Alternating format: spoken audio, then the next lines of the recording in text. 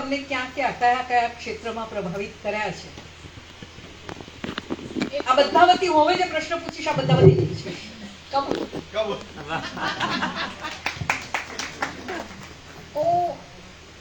હું પ્રખર ગાંધી પ્રેમી પરિવારમાંથી આવું છું. મારા દાદા કાલિદાસ શેલત જૂના કોંગ્રેસી, લડતમાં એમનું દૈનિક પત્રકાર હતા અને એમનું છાપું એ દિવસોમાં લડતના સમાચારો માટે ખૂબ મહત્વનું ગણાતું હતું. ખૂબ તેજાબી ભાષામાં જલદ અગ્રલેખો લખતા. અમારે ઘરે બધા જ રેંટિયા કાઢતા. મારા બાલ્યકાળમાં મેં બધાને રેંટિયા કાઢતા અને ખાદી પહેરતા જોયા છે. હું અને મારો મોટો ભાઈ નાનો એમાંથી મુક્ત થઈ ગયો, કારણ કે બહુ પાછળથી જન્મ્યો.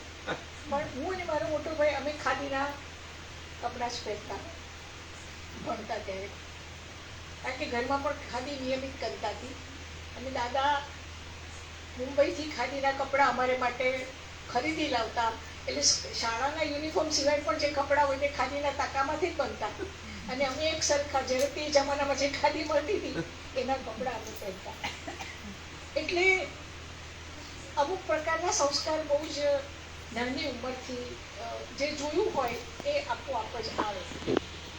પછીના વર્ષોમાં સ્કૂલમાં જતા થયા તો ચંદ્રવદન શાહ પ્રખર ગાંધીવાદી, ખાદીના જ કપડાં પહેરે. એ અને જીરાભાઈ દેસાઈ સ્નેહરશ્મિ બંને સાથે સાથે, એટલે શાળાનો આદર્શ એ લોકોનો એક પ્રકારનો. બિલકુલ ગાંધીજીના સિદ્ધાંતો અનુસાર સ્કૂલમાં બધું ચાલે. સર્વધર્મ પ્રાર્થના નિયમિત થાય. મને બધી પ્રાર્થનાઓ, અત્યારે તો ઘણું ભૂલી ગઈ છું, પણ મને બધી જ પ્રાર્થનાઓ મોડે થઈ ગઈ, સર્વધર્મ પ્રાર્થના. અને એ જે પ્રાર્થના બોલાય એની સાથે અમે બધા જે પ્રાર્થના ગાતા. પછી પારસી ધર્મની હોય કે મુસ્લિમ ધર્મની હોય, અમારા બધા મિત્રોને ત્યાં, મુસ્લિમ મિત્રો, વોરા મિત્રોને ત્યાં અમે એમના ઘર જોવા જતા. એ લોકો અમારે ઘરે આવતા. આ બધો એક આત્મીયતા ભર્યો વ્યવહાર અને વાતાવરણ, શ્રમ યજ્ઞ કરવાનું નિયમિત, એક આખું શ્રમ સપ્તાહ આવે શાળામાં, જેમાં ગામડામાં જઈને ગામના લોકો સાથે રહેવાનું અને એક અઠવાડિયું રહેવાનું. જુદા જુદા વર્ગો સુરતની આસપાસના ગામડાઓમાં જાય. આ બધા 6ઠા 7મા ધોરણના સંસ્કાર. હું એ રીતે મોટી થઈ છું.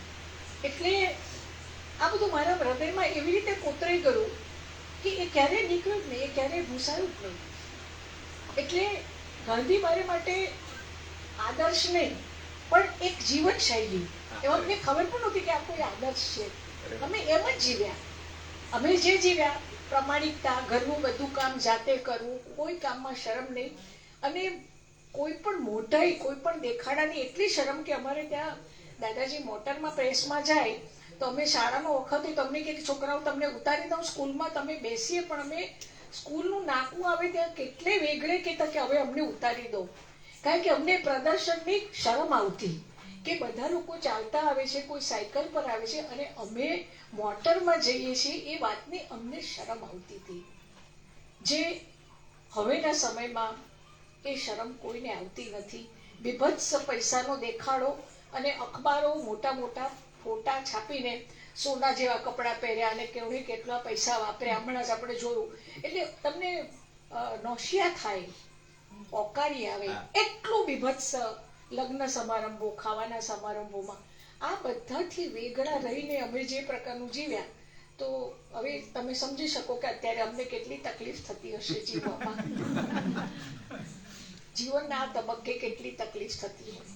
એટલે આ વાત છે કે બહુ સહજ રીતે આ બધું હું જે જીવી છું આજે પણ એવી જ રહી. અને પાડ છે ભગવાનનું કે નથી બદલાઈ. એટલે બહેને કહું કે ગાંધી ઉપરથી ઓઢવાની વસ્તુ નથી, એ અંદર લોહીમાં વણાઈ ગયેલી છે. ગાંધીના વિચારો, એ જીવનશૈલી, અને હજી સુધી એ જે લોહીમાં વણાઈ ગયું હતું એટલે બદલાયું નથી. જો ઉપરથી ઓઢ્યું હોત ને તો એ ઉપરથી પહેરેલા કપડાના રંગ બદલાતા જાય. બદલાવાનું નથી. એ એમના જીવનમાં તો દેખાય, પણ એમના સર્જનમાં પણ આપણને દેખાય. આપણે થોડીક, એમણે ભલે સ્કૂલની વાત કરી, પણ થોડી બાલ્યાવસ્થાની વાત કરીએ. કેટલા એમની આત્મકથા વાંચી છે? 1, 2, 3. તો તમે 3 જણ જવાબ નહીં આપતા. હવે તમે 3 જણ જવાબ નહીં આપતા. જેણે વાંચી છે જવાબ નહીં આપો. મુક્તિ વૃત્તાંત. મુક્તિ વૃત્તાંત. કેમ મુક્તિ વૃત્તાંત નામ આપ્યું છે? એમનું બાળપણનું નામ મુક્તિ. વાંચી છે? થોડી થોડી. આ તો ફૂટી ગયેલું પેપર કહેવાય. એમની આત્મકથાનું નામ છે મુક્તિ વૃત્તાંત અને એમનું બાળપણનું નામ મુક્તિ હતું. હિમાંશી રાશિ નામ એમને પછી મળ્યું છે. જેમણે વાંચી છે એમને ખબર છે, પણ આપણે ત્યાંથી પૂછીએ. હિમાંશુબેન, મુક્તિ નામ કેમ હતું? એક એની સાથે આગળની વાત જોડાશે. 47માં મારો જન્મ. એટલે અમે દેશની આઝાદીની સાથે સાથે જઈએ છીએ. એ 75મું ત્યાં ઉજવાય તો અમારું પણ ઉજવાય. એટલે 47માં જન્મ હોવાને કારણે દાદાને એવું મન થયું. પત્રકાર હતા એટલે એમને એમ કે છોકરી 47માં જન્મી છે તો એનું નામ મુક્તિ રાખો. એટલે મુક્તિ નામ મળી ગયું. પછી ઘરના લોકોએ સલાહ આપી કે રાશિ પરથી નામ નથી તો રાશિ તો ડ ને હ છે અને આપણે ત્યાં રાશિ વગરના નામની છોકરીઓ જીવતી નથી. કારણ કે મારા પહેલા મારી એક બેન જે બહુ જ 1 વર્ષની હશે ને ગુજરી ગઈ. મારા ફોઈ 2 એ પણ 7-8ના થઈને ગુજરી ગયા. એટલે કુટુંબમાં 3 દીકરીઓ જુદી જુદી રીતે મૃત્યુ પામી પછી મારો જન્મ થયો. એટલે હું કુટુંબમાં પહેલી દીકરી. એટલે જ્યારે દાદીને બધાએ દાદાને કહું કે આનું નામ રાશિ પરથી નથી ને આપણને રાશિ વગરના નામની છોકરી સહેતી નથી, જતી રહેશે આ, એટલે નામ બદલી કરો. એટલે મુક્તિને બદલે પછી ડ હ નું હિમાંશી થયું. એવું. હિમાંશુબેને સ્કૂલનો થોડોક સંકેત આપ્યો તો એમના સ્કૂલના સમયના સ્મરણો સાંભળવા જેવા છે. એ જે સ્કૂલ એમને મળી છે ને આજે તો આપણે કલ્પના ન કરી શકીએ. સ્વર્ગ જેવી સ્કૂલ. ભણવા સિવાયની બીજી એટલી બધી પ્રવૃત્તિ થતી હતી. તમે હમણાં એમને ગાતા સાંભળ્યા. તમે એમના પુસ્તકો ખાસ કરીને મુક્તિ વૃત્તાંત કે પ્લેટફોર્મ નંબર 4 કે બધું જોયું, એમાં નાના નાના સ્કેચીસ હોય છે. એ ચિત્રો બધા જ હિમાંશુબેન દોરે છે. એટલે સ્કૂલે એમને ચિત્રકળા આપી, સ્કૂલે એમને સંગીત આપ્યું, સ્કૂલે એમને સરસ મજાનું લખતા વાંચતા શીખવ્યું, સ્કૂલે સરસ મજાનું વિચારતા શીખવ્યું. તો એ સ્કૂલ વિશે આપણે સાંભળીએ. ભલે આપણને સ્કૂલ નથી મળી પણ એમને તો મળી છે, તો આપણે જરા એ આનંદમાં સહભાગી બનીએ. તમારા શિક્ષકો ખાસ? હા, બધા જ બહુ જ ઉત્તમ શિક્ષકો. અને અમારી શાળામાં બધા શિક્ષકોએ નાસ્તો મળતો અમને બધાને. સ્કૂલમાં નાસ્તાની પ્રથા, બહારનું નહીં ખાવાનું કશું. ન્યાય સભા, અમે ડેમોક્રેટિક અમારી બધી સંસ્થા હતી. એટલે ચૂંટણી થાય એમાં એક ન્યાય સભા પણ હોય. બહારનું ખાય એને સજા થાય. ન્યાય સભા સજા કરે. બહારથી કશું લેવાનું નહીં, નાસ્તો તમને નિશાળમાં જ મળે છે. રસોડું સરસ ચાલે. નાસ્તાને બહુ નોમિનલ પૈસા લેવામાં આવે. કોઈને પણ ભારે ન પડે એટલા ઓછા પૈસામાં અમને નાસ્તો મળતો બપોરે રિસેસમાં. અને એટલા સરસ રીતે નાસ્તો કર્યા પછી ડીશો બધાએ પોતપોતાની સાફ કરવાની. શિક્ષકો પણ પોતાની ડીશ સાફ કરે. કોઈએ ડીશ સાફ કરવાનું કામ પોતાનું પોતે જ કરવાનું. નાસ્તાની વ્યવસ્થા, પીરસવાનું બધું વિદ્યાર્થીઓ સંભાળે પોતપોતાની. એટલું જ નહીં પણ આખી શાળાની સફાઈ ઇન્ક્લુડિંગ ટોયલેટ વિદ્યાર્થીઓ જ કરે. એટલે અમે જ્યારે સફાઈ કરીને ટોપલા લઈને બહાર કચરો, પેલી મોટી કચરા પેટી હતી જે પછી સુધરેલના માણસો ઉપાડી જાય, એમાં કચરો નાખવા જઈએ ત્યારે બીજી શાળાના વિદ્યાર્થીઓ જો અમને કચરો નાખવા જતા બહાર જુએ ને, ટીમલિયાવાડમાં અમારી સ્કૂલ, અને ટોપલું લઈને 2 છોકરા બહાર નીકળતા હોય એટલે બધા તાળીઓ પાડીને ગાય કે જીવન ભારતી, ભણવાના નામે આરતી. અમને એટલી બધી શરમ આવે. અમને એમ થાય કે આ લોકો શું કરવા. ઓકે, વાત સાચી હતી. અમે કોઈ દિવસ ટોપરમાં લિસ્ટમાં બહુ ઓછા આવતા, પણ અમારી શાળા સર્વાંગી શિક્ષણની શાળા. હવે એની ઓળખ જ હતી જીવન ભારતી સર્વાંગી વિકાસની શાળા. અને એમાં એક ઉત્તમ વાત એ હતી કે પ્રમાણિકતા અમને એવી રીતે શીખવવામાં આવતી કે પરીક્ષા વખતે સુપરવાઇઝર નહીં. નો સુપરવાઇઝર ઇન ધ ક્લાસ. જો કોઈ ચોરી કરે તો બીજા વિદ્યાર્થીઓ એને રોકે. આ તમારી પ્રમાણિકતાની કસોટી છે. બહારનો માણસ તમને શું કહેતો હતો કે તમે પ્રમાણિક થાવ, તમે પોતે કેમ ન પ્રમાણિક થાવ? એટલે જો કોઈના પેપરમાં જુએ કે કોઈને પૂછે કશું તો તરત બીજા 4 છોકરાઓ ઊભા થઈને એને રોકવાનો કે આ શું કરે તું. અમને પેપર આપવામાં આવે લખવાના ને પેલા, અને પછી અમારા સુપરવાઇઝર બહાર નીકળી જાય પર્ગની બહાર. પરીક્ષાનું પેપર અમારે લખવાનું, નો સુપરવાઇઝર, અને ચોરી નહીં કરવી, કારણ કે ચોરી કરવું બેઝિક રીતે અપ્રમાણિક છે, એવું એ પાઠ અમને નિશાળમાં આ રીતે શીખવવામાં. એટલે ભૂલથી પણ કોઈ અપ્રમાણિક ન થાય, એ આ બધા સંસ્કાર એમને નથી આવતા. અત્યારે કેમ આટલા બધા લોકો અપ્રમાણિક છે? કેમ પોતાની સોંપેલું કામ કેમ કોઈ નથી કરતું સરખું? રસ્તા કેમ આવા છે, ફલાણું કેમ આવું છે, આ આમ કેમ નથી? આ આપણે ન કરવાના કામોનું તો એટલું લિસ્ટ હોય તો કાગળ ટૂંકા પડે, એટલી બધી યાદી બની જાય, અને છતાં આપણે વિકાસનો ચોપલો માથે લઈને કૂદવામાં અટકાતા નથી જરા પણ આપણે અંદર તો જરાય ક્યારે જોતા જ નથી કે આપણે કેટલા બધા કામમાં કેટલા બધા મૂળા છીએ, કેટલા બધા પ્રમાદી થઈ ગયા, કેટલા લુચ્ચા થઈ ગયા છે, કેટલા ભ્રષ્ટ થઈ ગયા છે. તો આ બધું, એટલે મને તો હંમેશા એવું લાગે છે કે કોઈ કશું કરે કે નહીં કરે, તમે સારા થાવ તો હંમેશા એવો વિચાર કરો કે એક ખરાબ માણસ ઓછો થયો. બધા આમ કરે છે કે મારે એવું કરવું એમ નહીં, પણ હું આમ નહીં કરું કારણ કે એમ થવાથી એક અપ્રમાણિક ઓછો થયો. હું પ્લાસ્ટિકની થેલી નહીં વાપરું કારણ કે એક થેલી ઓછી થઈ, મારી હું અંદર નહીં ઉમેરું. તમારે જે કરવું હોય તે કરો, પણ હું નહીં થવા દઉં. તો આ જે શિક્ષણ મળ્યું પાયામાં, એનાથી આજે ટકી રહેવાયું છે. નહીંતર ટકવામાં અત્યારે બહુ આપણને બધાને દેખાદેખી કેટલી છે, બધા આવું કરતા હોય તો આમાં શું છે? કોઈને કઈ શરમ જેવી વસ્તુ નથી રહી ને, એટલે શરમ તો હોવી જોઈએ. શિક્ષકો શાળાના કેટલાક શિક્ષકોએ તમને બહુ જ પ્રભાવિત કર્યા છે. હા, એક તો ચંદ્રવદન શાહ, જે જીણાભાઈ સ્નેહ રશ્મિના બહુ, એટલે એ લોકોને ગુજરાતમાં એવી શાળા આપી હતી કે આવી સ્કૂલ બીજે શોધી ન જડે, એક આદર્શ સ્કૂલ હોય. તો શાહભાઈને અમે એટલું બધું ચાહતા હતા, અને એમને પણ વિદ્યાર્થીઓ માટે એટલો પ્રેમ કે સરસ કાર્યક્રમો કરાવે સ્કૂલમાં, અને ક્યારેક પ્રેક્ટિસ કરવામાં મોડું થઈ જાય કે એવું તેવું થાય તો અમે પ્રેમથી એમને વળગીને કહેતા કે અમને ઘેર મૂકી આવો ને. અને એમની સરસ મજાની શેવરોલેટ ગાડી હતી, હજુ મને યાદ છે, અને ડ્રાઈવર હતો. એટલે શાહભાઈ પાછા કહે કે આ છોકરાઓ અઠવા લાઇન્સમાં રહે છે, એમને તમે જરા મૂકી આવો. પણ એમને હક કરીને એમને કહી શકતા કે મોડું થયું છે, અમને ઘરે મૂકી આવો ને. તો એટલો પ્રેમ એ રાખતા. બીજા એક અરુણભાઈ વૈદ હતા, જે ગણિત શીખવતા, શિક્ષક બહુ જ સારા, ગાંધીવાદી, પ્રખર ખાદીના કપડાં પહેરે, બહુ જ સૌમ્ય બોલવા કરવામાં, કોઈ દિવસ કોઈનું અપમાન ન કરે.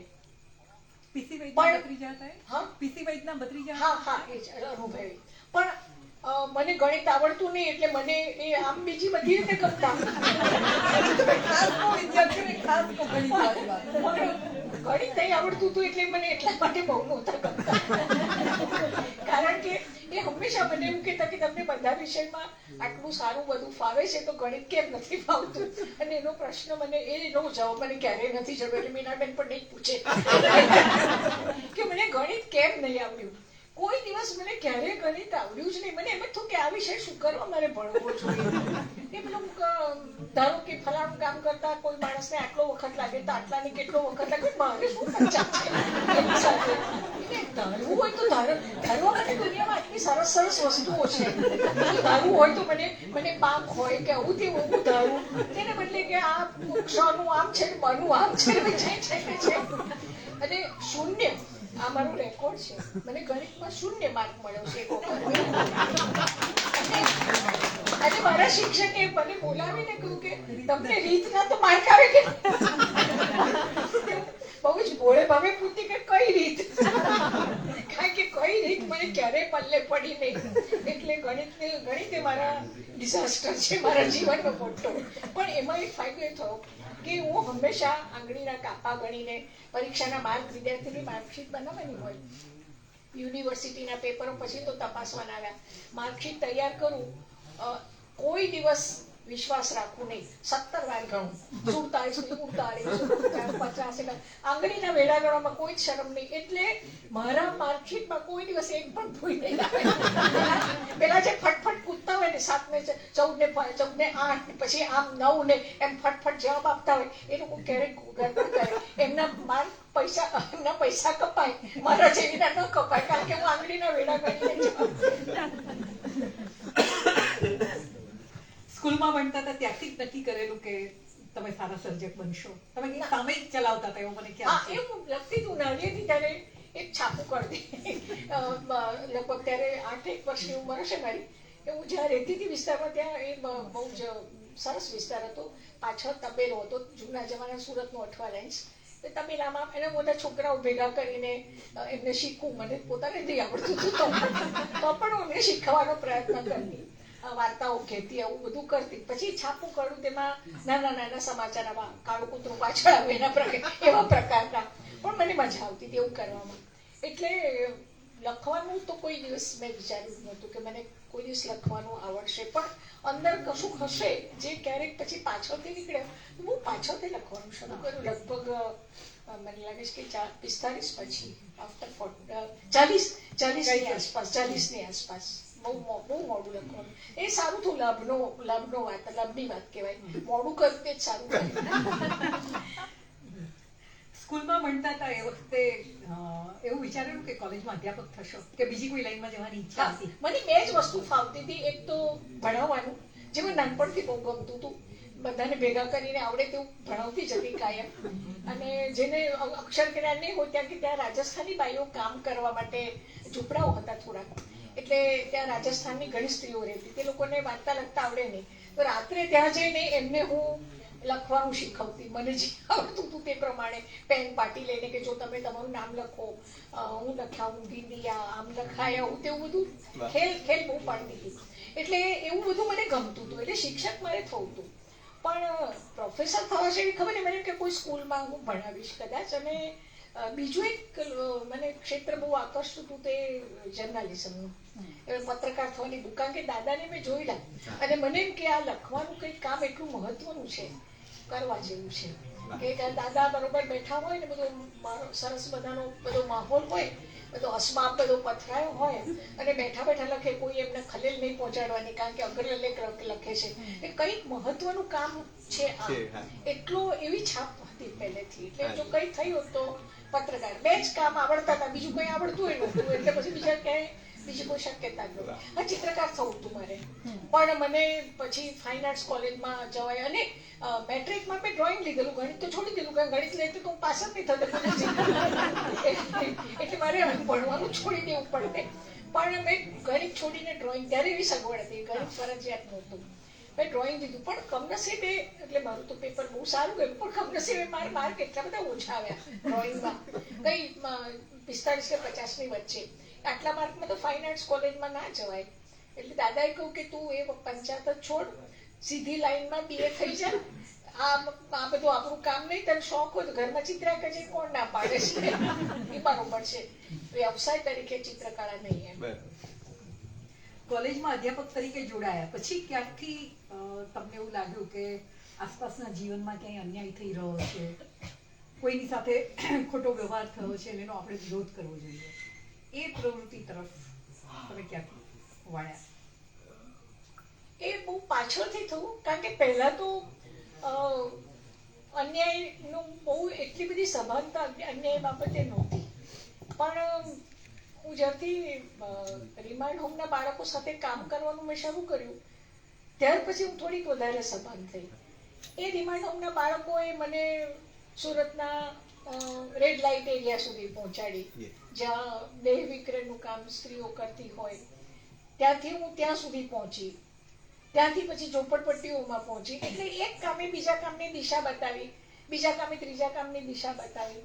અને પછી મને એમ થયું કે આવું તો આટલું બધું હોય તો તમે સુખથી બેસી જ કેવી રીતે શકો?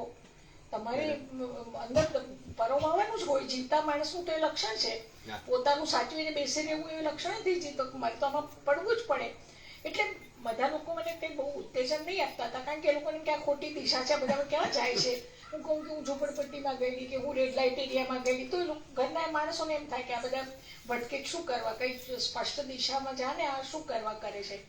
પણ મારે કરવું હતું. અને એક વખત આમાં એવું છે કે તમે એક વખત ઊંડા ઉતરો ને પછી પાછા ન આવી શકો. જો તમે દિલથી આગળ ગયા હો તો એમાંથી પાછા આવવાની, એ છે ને એક માર્ગી ગતિ છે. તમે દાખલ થયા, તમે દાખલ થયા તો તમારે એમાં જવું પડે, તમે પછી પાછા નહીં આવી શકો. જો તમારી સંવેદના જીવતી હોય તો. અને એ તો જીવતી હતી મને ખબર છે, એટલે એને કારણે જ હું લખતી થઈ. મોડી પણ લખતી થઈ એ સંવેદનાને કારણે, તો આથી લખાયું પણ ના હોત કદાચ. કોકીબેને બપોરે જે ઉલ્લેખ કર્યો તો પ્લેટફોર્મ નંબર 4, સુરતના એ વખતે અવાવરું પડી રહેતા પ્લેટફોર્મ નંબર 4 પર હિમાંશુબેને એમના NSSના 2 વિદ્યાર્થીઓ અને અન્ય મિત્રો સાથે મળીને એક સરસ કામ શરૂ કરેલું. પછી શિશુ મિત્ર પ્રોજેક્ટમાં એ ફેરવાયું હતું. આપણે થોડાક એના અનુભવ પણ સાંભળીએ, પ્લેટફોર્મ નંબર 4ના અનુભવ. પ્લેટફોર્મ નંબર 4 નો વિચાર મને બહુ વખત પહેલા આવતો હતો, કારણ કે જ્યારે ટ્રેનમાં મુસાફરી કરું ત્યારે કેટલા બધા નાના બાળકોને કોઈ કંઈક વેચતું હોય, કંઈ પેલું પટપટી ઉગાડીને કોઈ ગાતું હોય, ગાઈને નાચીને પૈસા માંગતું હોય, કેવું થતું. એટલે આ બધા આ કંઈ એમની ઉંમર નથી આવું કરવાની, એમણે ભણવું જોઈએ, એમને થોડોક આનંદ જોઈએ. આ બધું કોણ કરાવે છે આ લોકો પાસે? એમના મા બાપ પર મને ક્યારેક ક્રોધ આવતો, એ લોકો ભણતા નથી તે બાબતમાં મારા મનમાં બહુ આક્રોશ હતો. એટલે મને તો કે એ બધું આવું કોઈકે કરવું જોઈએ, એના કરતાં તું જ કેમ ન કરે? કોણ કરવાનું? કોઈ કરે એટલે કોઈ એટલે કોણ? તમે પોતે યુ હેવ ટુ બિગિન. ત્યારે મેં ટ્રસ્ટ તો શરૂ થઈ જ ગયેલું મારું, એક જગ્યા પણ મળી ગયેલી અને ત્યાં દવાખાનું પણ ચાલતું હતું. એટલે તો કે આ ટ્રસ્ટનું કામ છે, કોઈ મારી સાથે ના હોય, મારા વિદ્યાર્થીઓ તો આવશે જ. એટલે એ લોકોને હું કહું કે ભાઈ તમે મને આ કામમાં મદદ કરો. અને સદભાગ્ય મને એવા 3-4 વિદ્યાર્થીઓ મળ્યા કે બેન તમે આ કામ કરતા, તમે તમારી સાથે આવશો. એટલે એ લોકો સવારે મારી સાથે આવતા થયા. એરિયા ઓફિસર પાસે મંજૂરી માંગી કે ભાઈ હું રોજ પ્લેટફોર્મ પર આવીશ, આ કામ કરીશ, તમારે એમને લેખિત મંજૂરી આપવાની કે આ છોકરાઓ સાથે કામ કરવું, રોજ પ્લેટફોર્મ પર આવવાનું, પ્લેટફોર્મની ટિકિટ રોજ લઈ શકું નહીં, એટલે તમારે અમારા જે કાર્યકરો છે ને હું છું, અમને એટલી પરમિશન આપી દેવાની. એરિયા ઓફિસર કહું બેન બહુ સારું કામ છે, કરવા જેવું છે, કોઈ કરતું નથી, કરો. કારણ કે આમે બધાને બહુ પજવે છે આ છોકરાઓ, બધા ભીખ માંગે છે ને આ કરે તે કંઈ તો 3 કલાક બેઠા તો રહેશે. એટલે એને તો સારું જ થયું કે તમે આવો પ્રેમથી આવો. લખીને એને બધાને આપી દીધું. એક કાગળિયા જે મને સાયક્લોસ્ટાઇલ કરાવ બધું બધાને વેચી દીધા. અને 5 કે 6 જણા હતા, અમે નિયમિત જવાનું શરૂ કર્યું અને એમ કામ શરૂ થયું. પણ અઘરું કામ હતું, બહુ અઘરું કામ હતું. 15મી ઓગસ્ટ હોય કે 26મી જાન્યુઆરી હોય, ઉજવણી કરવી હોય, છોકરાઓ અને નાસ્તો કરાવ્યો હોય ખાસ, અને ટોપલા લઈને ગયા હોય, અને પછી જે તૂટી પડ્યા હોય છોકરાઓ, જે જૂઠ થાય, જે બધું વેરણ શેરણ થાય, બીજા પ્રવાસીઓ એમને ગાળો આપે કે આ જો નવરાના ધંધા નીકળી પડ્યા છે સેવા કરવા માટે, આવું બધું સાંભળવું પડે અને કશું અમારા કાબુમાં રહે નહીં. દરેક વખતે એવું વિચાર્યું કે હું આ કામ છોડી દેવાની છું, આ કરવા જેવું જ નથી, આ જમાતને સાચવવા જેવી કઈ વાત જ નથી, છોડી દો. પણ પછી તરત જ મને વિચાર્યો કે નહીં, આ છોડી દેવા જેવું પણ કામ નથી. એની પાછળ જાવ, એ કેમ આવું કરે છે? એવું કરે છે કારણ કે એ લોકો પરત્વે કોઈએ ધ્યાન નથી આપ્યું, એમને સરખું કોઈએ ખવડાવ્યું નથી. એ લોકો ધરાઈ જાય એવી રીતે ખવડાવ ને, તું જૂઠ થાય એવું શું કરવા થવા દે છે? ખવડાવ ભરપેટ. એટલે પછી મેં નક્કી કર્યું કે એમને પૂછવું જ નહીં કોઈ, જેટલું ચલો આ બધું તમારું જે તમને ફાવે પ્રેમથી ખાઓ, ખૂટી જશે તો બીજું મંગાવીશ, તમે જૂઠા જૂઠ નહીં કરતા.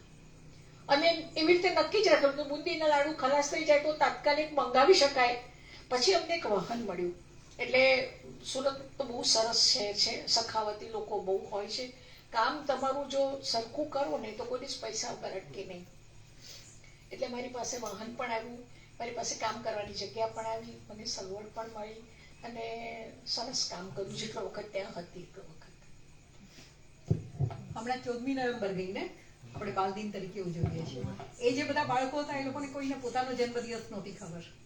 હિમાંશુબેને 2-3 વર્ષ સુધી 14મી નવેમ્બરે બધા બાળકોનો જન્મદિવસ એવું ગણીને એમને જન્મદિવસ. કારણ કે એ લોકોની તારીખ એમની પાસે હોય નહીં, આમ જ રસ્તા પર આમ જ મળી ગયા હોય તો એ લોકો પાસે જન્મ તારીખ કેવું કઈ હોય તો એ લોકો કેવી રીતે પોતાનો જન્મદિવસ ઉજવે? તો કે ચાલો 14મી નવેમ્બર સરસ છે આપણે.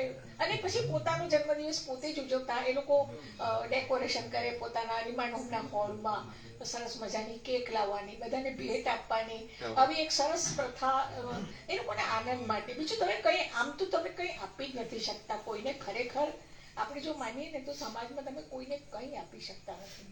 પણ તમારી પાસે થોડોક પ્રેમ હોય, થોડીક કાળજી હોય, થોડીક સંવેદના હોય, આટલું તો કોઈ પણ આપી શકે નહીં. તમારી પાસે બીજું કંઈ નહીં હોય, મારે પૈસાની સગવડ પણ નથી, પણ એક હૃદય આપ્યું છે, એમાં પ્રેમ છે, એમાં સંવેદના છે, થોડી કોઈની કાળજી લેવા જેટલી તાકાત છે, એટલી નિસ્બત છે. તો આટલું તો થાય ને, માણસ તરીકે આપણે જન્મ્યા છીએ તો આટલું ન કરી શકીએ. તો આવા ભાવથી જે થયું તે ઉગ્યું.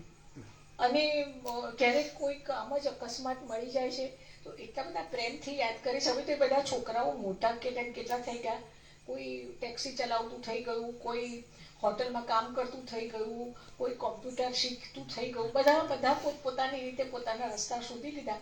પણ ક્યારેક સાવ અણધાર્યું જો કોઈક મળી જાય તો એટલા પ્રેમથી હજુ યાદ કરે છે. તો મને એમ થાય કે આના જેવી બીજી કોઈ કમાણી નથી જિંદગીમાં. પ્લેટફોર્મ નંબર 4 ની વાત તો ઘણી વાર થાય છે. એક પુસ્તકની બહુ ઓછી વાત થાય છે. મારું બહુ જ ગમતું એમનું પુસ્તક વિક્ટર.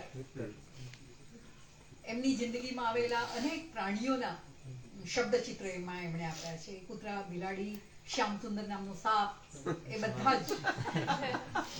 તો હિમાંશુબેન ભલે હાઈટમાં મારા કરતા ઓછા હોય પણ એમનું હૃદય એટલું મોટું છે કે આ બધા જ લોકો એમના હૃદયમાં ભર્યા છે. પેલા અજાણ્યા બાળકોથી માંડીને આ બધા જ પ્રાણીઓ. તો એ પ્રાણી પ્રેમ વિશે પણ થોડુંક સાંભળવાનું, કારણ કે એમની આત્મકથા જેમને વાંચી છે એમને ખબર છે બહુ નાનપણથી પેલા પાડોશીને ત્યાં બિલાડીઓ હતી એનું એટલું બધું એમને આકર્ષણ રહેતું હતું. ત્યાંથી શરૂ થયેલો પ્રેમ આજે ક્યાં ક્યાં સુધી વિસ્તરે છે. મને એવું લાગે છે કે પ્રાણીઓને ચાહવા એટલે આપણી ચેતનાનો વિસ્તાર છે. એટલે આ પૃથ્વી પર માત્ર તમે નથી, આ બધા જ છે. તો એમને એમના ભાગનો હક મળવો જોઈએ, એમને એમના ભાગની કાળજી પણ મળવી જોઈએ. કારણ કે માનો કે કોઈ કૂતરું કે કોઈ પ્રાણી બીમાર હોય અને એને તાત્કાલિક મદદની જરૂર હોય તો એ માણસ તરીકે હું નહીં કરું તો બીજું કોણ કરશે? એને તો બોલતા આવડતું નથી, એ કોઈ ડોક્ટરને ત્યાં જઈને ઊભો રહેવાનો નથી. તો એને માનો કે કોઈનો પગ ભાંગી ગયો રસ્તામાં ને એ પડ્યું છે, તો એની સારવાર માટે એની પીડા ઓછી થાય એવું જો કંઈ હું કરી શકતી હોઉં તો મારે કેમ નહીં કરવાનું? આ પ્રશ્ન મને હંમેશા થતો. અને સદભાગ્યે મને એવા લોકો મારા ઘરમાં પણ કે જે લોકોએ મને હંમેશા પ્રોત્સાહન આપ્યું. કોઈ મને એમ નથી કહું કે આટલા બધા પ્રાણીઓ ભેગા ન કર, કે આ ઘર છે કે જૂ નથી કે આટલા બધા ભેગા. કારણ કે કોઈ સમય મારી ત્યાં એટલા બધા પ્રાણીઓ હોય કે મને એવું કહેવામાં આવતું કે તમારે ત્યાં કોઈ આવતું હોય કે તમારા ઘરે એટલા બધા કૂતરા પડેલા હોય કે એ બધા ડરે છે. અને કારણ કે અજાણ કોઈ પણ આવે તો કૂતરા એમના સ્વભાવ પ્રમાણે ભસે પણ ખરા. એટલે મને હંમેશા એવું કહેવામાં આવતું કે તમારે ત્યાં કોઈ આવતું નથી, તમારી સાથે કોઈ વ્યવહાર રાખતું નથી, કારણ કે તમારે ત્યાં 4-4, 5-5 કૂતરા બહાર પડી રહેલા હોય અને કે પાછા કેવા અલમસ્ત છે, ડરાવે એવા. તો એ અમે કેવી રીતે આવીએ? એટલે આવું થતું. પણ તો પણ મેં બધું ચલાવી લીધું અને મેં કહું કે ના, એ તો ભાઈ હવે તમારે આગળથી ફોન કરવાનો, હું એમની વ્યવસ્થા કરીશ કંઈ પણ એમને હું રોકીશ નહીં. અને એક બહુ જ નાનપણથી મેં મારી જાતને વચન આપેલું, કોઈને વચન નહીં, મારી જાતને વચન આપેલું કે મારે ઘરે કોઈ પણ પ્રાણી આવશે હું એને જાકારો નહીં આપું, કોઈ દિવસ જાકારો નહીં આપું. પછી એ સાપ હોય કે પાંદરો હોય કે કૂતરો હોય, બિલાડી હોય, દીપડા હજુ નથી આવતા પણ શક્યતાઓ ઘણી લાગે છે. હવે જે રીતે દીપડાઓ શહેરમાં આવવા માંડ્યા છે તે રીતે અબ્રામામાં કોઈ દિવસ આવી ચડે તો સવાય પ્રશ્ન બની પણ શકે કદાચ. પણ આ મેં વચન હજુ સુધી પાડ્યું છે કે કોઈ પણ પ્રાણીને હું જાકારો નહીં આપું, હું મારું બારણું બંધ નહીં કરું, કાઢીશ નહીં. કારણ કે મારા પહેલા પૃથ્વી પર રહેવાનો અધિકાર એનો છે અને એની જગ્યાએ હું ગઈ છું, મેં એની જગ્યા લઈ લીધી છે. કારણ કે અબ્રામા ત્યારે તો બિલકુલ વગડા જેવો વિસ્તાર હતો. હું જ્યારે રહેવા ગઈ ત્યારે 94માં, તો એ વગડામાં એમણે જ રહેવાનું હોય ને. સસલા પણ હોય, સસલા હતા, ઘોડો આવતી હતી, નિયમિત આવતી, રોજ બપોરે ઘો આવતી, અને નોળિયા કેટલા બધા હતા. એ આખો વિસ્તાર હવે મકાનો, બુલડોઝરો બધાથી બધું સમથળ થઈ ગયું. આપણે એમની જગ્યા બધી લઈને પચાવીને બેઠા છે અને આપણે એવું માનીએ છીએ કે આ પૃથ્વી આપણા એકલાની છે, બીજા કોઈની છે નહીં. એટલે મને પ્રાણીઓનો તિરસ્કાર કરતા માણસો ને હું શંકાથી જોઉં છું હંમેશા. મને હંમેશા શંકા થાય એ વ્યક્તિ વિશે જે પ્રાણીઓને જરૂરી નથી કે બધા ચાહે, હું તો બહુ ચાહું છું, પણ બધા ચાહે જ પ્રાણીને એવું ના પણ હોય. તમે ન ચાલી શકો, પણ એમની હયાતી તમે સ્વીકારો તો ખરા કે જેમ હું અહીંયા જીવું છું તેમ એ પણ જીવે. આટલું પણ જો ન સ્વીકારતું હોય ને તો એવી વ્યક્તિને હું બહુ શંકાથી જોઉં છું. સાચું જ કહું, હું ઓનેસ્ટલી કહું છું કે મને એને માણસ તરીકે મને એમ લાગે કે એનામાં કંઈક બહુ મહત્વનું ખૂટે છે. there is something very vital missing in this person, એવું મને હંમેશા લાગે છે, હજુ પણ લાગે છે. એક હળવી વાત એમની કહી દઉં, જેમાં પેલું કાળું કૂતરું પાછળ આવ્યું ને, MTB કોલેજમાં ભણાવતા તો એમનો લાલ્યો ક્લાસની બહાર આવીને બેસતો, ક્લાસ પૂરો થાય એટલે હિમાંશુબેન ઘેર જવા નીકળે ત્યારે ઘેર પાછળ જાય. નિયમિત વિદ્યાર્થીની માફક હંમેશા એમના ક્લાસરૂમની બહાર બેસી રહેતો. આખી કોલેજને ખબર કે હિમાંશુબેન. હા, એ વાત સાચી છે. અને સ્ટાફ રૂમના છે ને ફ્લેપ ડોર હતો, એટલે ફ્લેપ ડોરમાંથી તો નીચેથી આવી જાય, એટલે એ મને બેઠેલી જ હોય કોમન રૂમમાં, એટલે સીધું નીચે આવે મારા પગ પાસે બેસી જાય. હવે બીજા પ્રોફેસરોને બધા હોય તો બધાને તો આ સ્વીકાર્ય ના હોય ને, એટલે 2-3 જણા પ્રિન્સિપલને ફરિયાદ કરવા ગયા કે એમની પાછળ તો કૂતરો, એને ગાડું તો પટાવાળાને મોકલું કે એને ભગાડે, તો એને ભગાડે તો પેલું નાકા સુધી જાય, પટાવાળો જેવો પાછો જાય તેવો પાછો કે ક્યાં છે, કયા ક્લાસમાં છે, એને જોઈ તો એટલો હરખથી ગાંડો થઈ જાય, પકડી એમ કે આને જોઈ છે, આવીને દાખલ થઈ જાય, ત્યાં બેસી જાય. ભણાવું તો સ્ટેજ પર હું બેઠી, હું તો મારી બાજુ પગ પાસે બેસી રહે. ક્લાસ પૂરો થાય, બેલ હું જેવી ચોક ને ડસ્ટર હાથમાં લઉં, પૂંછડી કાન ફટફડાવી, પૂંછડી હલાવતો પાછો ઉતરીને પાછળ. પછી પ્રિન્સિપાલને હું કહેવા ગઈ કે સાહેબ બધા ફરિયાદ કરે છે ને, મને માફ કરો, પણ હું રોકી નથી શકતી. મને કે કઈ ચિંતા નહીં, પ્રિન્સિપાલ પણ મળે, કઈ ચિંતા નહીં, કોઈને કશું નુકસાન કરતો નથી, એ કોઈને છેડતો નથી, માત્ર તમારી સાથે રહેવા માંગે છે ને, છો ને આવતો. વિદ્યાર્થીઓ કરતા એની હાજરી વધારે નિયમિત છે.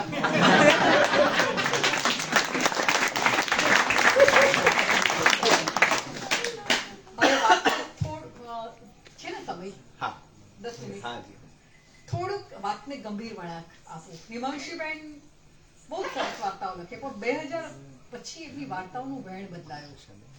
આપણો જે સમય બદલાયો ને એની સાથે એમનું વહેણ પણ બદલાયું.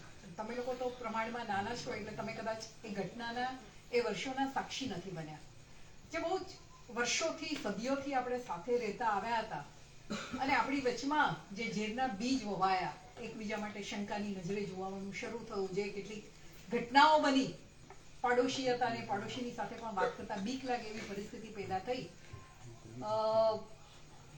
રાષ્ટ્રીયતાના નામે કે આને નામે કે તેને નામે વ્યક્તિની વ્યક્તિ પરની શંકા શરૂ થઈ. એ જે વાતાવરણ આવ્યું ને પછી હિમાંશુબેનની વાર્તાઓમાં અને લઘુનવલ કહેવાય એમાં તમને એ વાત જોવા મળે છે. તો એ વાંચતી વખતે આપણા રૂવાડા ઊભા થઈ જાય તો મને એવું થાય કે લખતી વખતે એમણે કેટલી વેદના અનુભવી હશે. થોડીક એની વાત, થોડીક ગંભીર વાત થશે, પણ આ પણ આપણી અત્યારની વાસ્તવિકતા છે ને, વાસ્તવિકતાનું સાહિત્યમાં કઈ રીતે રૂપાંતર થાય છે, અને રૂપાંતર કરતી વખતે સર્જક પોતે કઈ વેદનામાંથી પસાર થાય છે, એ વેદના લોકના પણ આપણે સાક્ષી બનવું જ પડે. મને એવું લાગ્યું છે હંમેશા કે અજંપો એ મારી ઓળખ છે. હું બહુ ઝડપથી વ્યથિત થાઉં છું એ તો બરોબર છે, પણ હું એમાંથી પછી બહાર નથી આવી શકતી જલ્દી, અને બહાર ન હોવાને કારણે એનું દબાણ એટલું બધું વધી જાય છે કે જે વાત મને પીડા આપતી હોય એને હું કોઈક રીતે વ્યક્ત કરું નહીં ત્યાં સુધી મને, જેમ કે બિલકિસ બાનુની વાત હોય તો એનાથી મને એટલી બધી પીડા થતી હોય, એટલી બધી, અને મને એમ થાય કે કેમ આમ આક્રોશથી કેમ બધા ફાટી નથી પડતા, કેમ કશું થતું નથી, કેમ કશું થતું નથી. એટલે આ કેમ કશું થતું નથી એને કારણે હું એટલી બધી વ્યગ્રતા અનુભવતી હોઉં અંદર ને અંદર કે પછી કોઈક રીતે મારા લેખનમાં આવે ત્યારે જ થોડીક સમતુલા મારી જળવાય. નહીં તો મને વારંવાર એવી બીક લાગે કે આમાં કંઈક માનસિક મારું કંઈક સમતુલા ખોરવાઈ જશે, એવો ડર લાગે ક્યારેક. એટલે લેખન એ મારે માટે બીજા કશાનું સાધન નથી, મારી સમતુલા સાચવી રાખવાનું સાધન છે. કારણ કે નહીં તો મને સંતુલન રાખવાની મુશ્કેલી પડે, અને હું બીજાની જેમ બહુ જ કોઈ કશું મળે એનાથી ખુશ થઈ જાઉં, ક્યાંક કોઈ સ્વીકૃતિ, કોઈ રેકગ્નિશન, કોઈ આ કે તે કે ફલાણું કે ઢીકણું, આવી પ્રાપ્તિથી મને બહુ કોઈ જાતની અંદરથી એટલી બધી ખુશી નથી થતી હોતી, કારણ કે એ પેલું અજંપો છે એ તમને સતત એની ધાર તમને સતત ભોંકાતી રહે છે. અને આપણું જીવન હવે એ પ્રકારનું થયું છે કે ચારે બાજુ એટલી બધી હિંસા, એટલો બધો અન્યાય અને એટલી બધી લાચારી, આ બધાની સાથે લાચારી, એક હેલ્પલેસનેસ. તો આ લાચારી તમને એટલી બધી પીડે કે તમે એમાંથી બહાર આવવા માટે તમને એમ થાય કે તમે મરી તો શકતા નથી. મેં વાર્તા લખી કે હું આજે રાત્રે આત્મહત્યા કરીશ, પણ હું આત્મહત્યા કરી તો નહીં શકી. તે દિવસે તે રાત્રે એક્ઝેક્ટલી મને એ વાર્તા લખાઈ તે દિવસે મને એક્ઝેક્ટલી આવું જ થયેલું કે આજે રાત્રે હું આત્મહત્યા કરીશ. એટલી બધી પારાવાર પીડા કે આટલું બધું કે ટોળા લોકોને સળગાવી દે, લોકોને મારે કશા કારણ વગર. કોઈ માણસ જે મારો દુશ્મન નથી બિલકુલ જ, તે કેવળ કોઈ બીજા ધર્મનો હોય કે બીજા સંપ્રદાયનો હોય એને કારણે મારા મનમાં આટલું બધું છે, આટલું બધું છે. તો એનો અજંપો એટલો બધો હતો કે એ વાર્તા મેં લખી કે હું આજે રાત્રે આત્મહત્યા કરીશ. તો એ બિલકુલ અંદરથી ઉગેલી એટલી તીણી ચીસ હતી કે એ જો ન લખી હોત તો મારી વ્યગ્રતા મને ક્યાં ને ક્યાં પહોંચાડી દેતે. એટલે આ છે ને પછી તમને તમારે કોઈક સમાધાન તમારી રીતે જો જીવવું હોય તો કોઈક સમાધાન શોધવું પડે છે. જો તમે મરી નહીં શકતા હો તો તમારે જીવવાનું છે, બીજો તો કોઈ વિકલ્પ નથી વચલો. કાં મરી જાઓ કાં જીવો. તો જીવવું હોય તો કોઈક સમાધાનની, કોઈક સંતુલાની ભૂમિકા કરવી પડે. લખવાનું મને એ રીતે મદદ કરે છે, મને એક ભૂમિકા મારી બાંધી આપે છે. એમણે સરસ વાત કરી કે લખીને પોતાની પીડાને, પોતાના અજંપાને વ્યક્ત કરવાનો એનો એક બીજો રસ્તો પણ એમણે શોધ્યો છે. તમારામાંથી કોઈએ નિરીક્ષક નામનું સામયિક જો જોયું હોય, ઘણા બધા એવા દેશ છે કે જ્યાં તમારા બોલવા પર પ્રતિબંધ મુકાય, તમે સ્પષ્ટ સાચું બોલી ન શકો. ત્યારે જેને કશું કેવું છે એ લોકો એક રસ્તો અપનાવે છે ને એ રસ્તો છે કટાક્ષ ને કાર્ટૂનનો. અને હિમાંશુબેને ઘણા વખત સુધી આ કામ કર્યું છે. સરસ મજાનું એક નાનું કાર્ટૂન દોર્યું હોય ને કાર્ટૂનને અનુરૂપ એક નાનકડું શબ્દચિત્ર આપ્યું હોય અથવા એક ઘટના લખી હોય અથવા પોતાના મનનો આક્રોશ એમણે વ્યક્ત કર્યો હોય. એટલે આ બહુ ઓછા લોકો આ કામ કરી શકે છે કે વ્યંગ દ્વારા પોતાની વેદનાને વ્યક્ત કરવાનું કામ કરે. અને જ્યાં આગળ અવાજ બંધ કરવાનો પ્રયત્ન થાય ને ત્યાં આ કળા છે એ કળા વધારે ને વધારે વિકસતી જાય છે. દુર્ભાગ્ય આપણા બીજા સર્જકો હજી તરફ નથી વળ્યા, પણ હિમાંશુબેને આપણને શરૂઆત કરી આપી છે. અત્યારે કદાચ ભલે આપણું ધ્યાન ન જાય, પણ ભવિષ્યમાં સાહિત્યનો ઇતિહાસ લખાશે ત્યારે આ વાતની નોંધ લીધા વિના આપણને નથી ચાલવાનું. એવા એક બે મેં નિરીક્ષકમાં બહુ લાંબો સમય છે અને પ્રકાશભાઈ મને બહુ જ પ્રકાશનો શોખ છે, એણે મને બહુ છૂટ આપેલી કે તમે કંઈ પણ કરો હું છાપીશ. એટલે મને બહુ જ, એટલે જ્યારે મને બહુ જ તંત્ર પર, વહીવટી તંત્ર પર, સરકાર પર, સરકારના માણસ પર, આપણા કૌભાંડ પર, બધા પર જ્યારે કોઈ અત્યંત ખૂબ ક્રોધ આવે ત્યારે પછી એને હું રમૂજમાં પલટી નાખું. જેમ કે ત્યારે પેલું તેલગીનું કૌભાંડ ચાલતું હતું, તો ત્યારે એક સરસ ત્રીજેપી લખાઈ હતી કે આપણને તો કંઈ ખબર જ નથી કે પૈસા કેવી રીતે સાચવવા. આટલા કરોડ રૂપિયા, તમે વ્યવસ્થાનો વિચાર તો કરો કે કેવી રીતે એને એની પત્નીને કહું છે કે આપણી પાસે આટલા કરોડ રૂપિયા છે. બાઈ કેટલી હોશિયાર કે ફટાફટ બધું થેલા બધું જે કંઈ હતું તે બધા ભરી દીધા, નોટોને. આપણે તો એક સાદું શાકભાજી લેવા જાવ ને તો 2 કિલો શાક લેવાનો તો 17 વાર વિચાર કરીએ, કઈ થેલી લઈ જઈશ, કેવી રીતે શેમાં સમાશે, શું કરું. આ કરોડો રૂપિયા કેવી રીતે સાચવ્યા આ લોકોએ. એટલે મને તો બહુ આનંદ થાય છે કે આપણા દેશમાં આવી ચતુર મહિલાઓ છે, આવા ચતુર સજ્જનો છે કે જે આટલા બધા રૂપિયા પોતાના ઘરમાં સાચવી શકે છે. થપ્પીઓ. અને તમે તો કઈ એક નાનું એક જરાક 1000 રૂપિયા હોય તો 17 વાર વિચાર કરો કે 1000 રૂપિયા કોઈ લઈ જશે તો, અને કેવા સાચવું, અહીંયા મૂકવું, ત્યાં મૂકવું, બેંકમાં દોડો છો ઘડી. શીખો, કઈ જરા શીખો આની પાસે.